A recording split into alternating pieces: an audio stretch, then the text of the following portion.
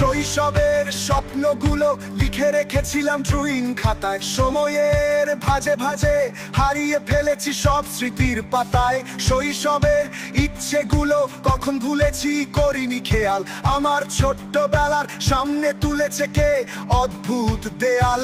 তবে কি এভাবে কাটবে জীবন, এ দেয়াল ভাঙবো কবে? কিছু মানুষ মরে যায় 25-এ, তারপর মরে গিয়েও বহুকাল বাঁচে সে।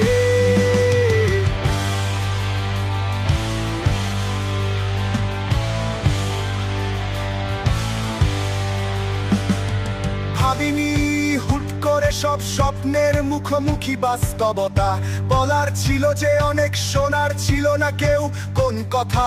কবে কি কিভাবে ভাবছে মন সে কথা।